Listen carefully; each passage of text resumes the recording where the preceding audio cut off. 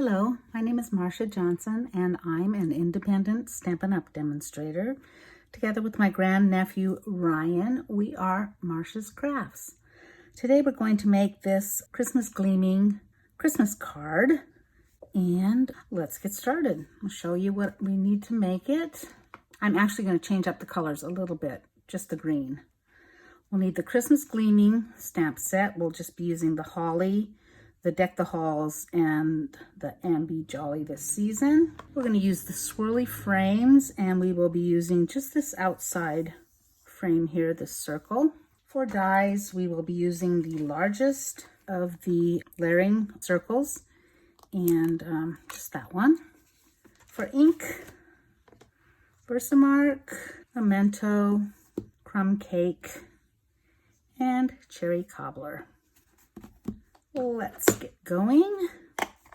We will be stamping on this square, this one, our crumb cake, and our envelope.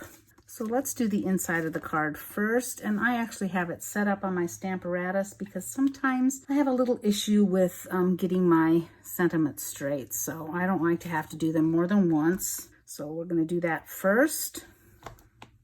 Put the magnet right down here. And we're going to ink it up in Memento. Let's move it over a little bit. You probably won't be able to see me ink it up anyway, but yeah, I guess you will. And remember, when you're using cloth pad like this, you don't just pat it like you do our sponge pads. You have to rub it a little bit too. Okay, we'll put that down. And I'm probably going to do it twice just because I like it nice and dark. Okay. Yeah, that looks great. We'll put this to the side to dry because Memento does take a little bit longer than our regular ink. And then I'm going to pull the holly off and put it on a block because we're going to be using that again later. And we'll move the Stamparatus out of the way. Okay, next I am going to take our envelope, and again in the Memento, I'm going to stamp the holly down in the corner. Okay. Then on my very vanilla larger piece, I'm going to stamp 2 hollies over here on this side. Alrighty. Next, I'm going to pull in my piece of crumb cake, and I'm going to get a piece of scratch paper. I'm actually just going to wipe this off. I'm going to bring in my crumb cake ink, and I'm going to stamp the holly all over this piece of crumb cake. So just to be sure I've gotten all that black off, we're gonna, yeah, it looks good. We're just going to stamp all over the place here. The middle is going to be pretty much covered up, so I'm not going to worry too much about that. And if you, this is going to be covered up, but I just want to show you, in case you do that in an area that wouldn't be covered up, just take your crumb cake marker and just fix it. I mean, it doesn't have to be perfect, but nobody's going to know the difference, so just fix it. And that should do it for our crumb cake. Next, we're going to bring our larger piece of Very Vanilla back in, and I'm going to bring in the Cherry Cobbler, and I am going to stamp Deck the Halls with Boughs of Holly, and I'm going to stamp that kind of centrally because I'm going to stamp the circle around it. So let's stamp it right about here. Just hold it down. Perfect.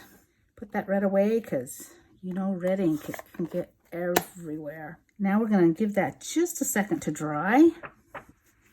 And I'm going to bring in my Embossing Buddy, and I'm going to put powder all over this part of my card.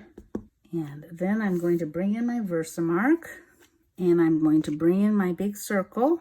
I'm going to ink that up very generously with my VersaMark and push that down. There we go. Let's cover up my VersaMark. We're done with that. Next, I'm going to bring in my embossing powder. And I do have a spoon in, well, I have 2 spoons in there. Oh, might as well use them. Get that embossing powder on there and then flick off all the excess. Okay, here's an embossing gun. Let me turn that on and warm it up a little bit. And what we are going to do with that is bring back our circle die from wherever I stashed it. We're going to put that on, go to the Big Shot or whatever embossing cutting machine you have, and we're going to cut it out. And I've already done that, so where is it? There it is. And then we're going to take these other two leaves and we're going to just cut them off right now, and we're going to be doing some coloring with our blends.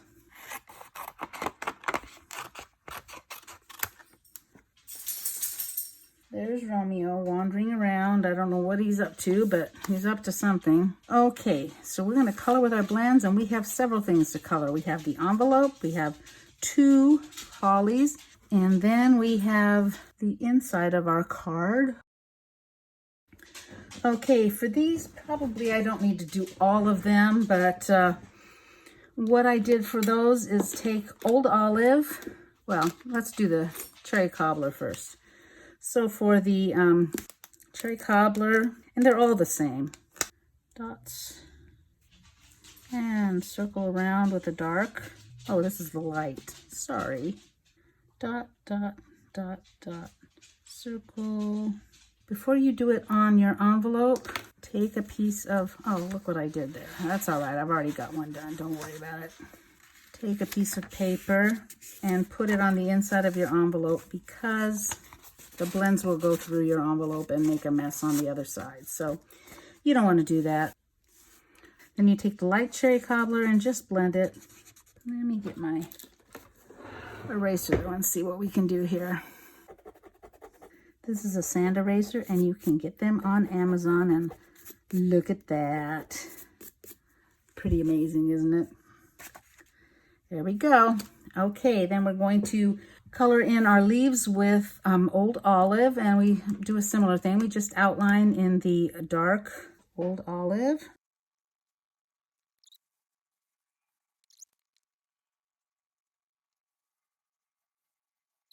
Oh, by the way, if you would like to purchase any of these products, please feel free to do so at marshajohnson.stampinup.net, and maybe we can stay in business and keep bringing you our videos, because that's what we need to do.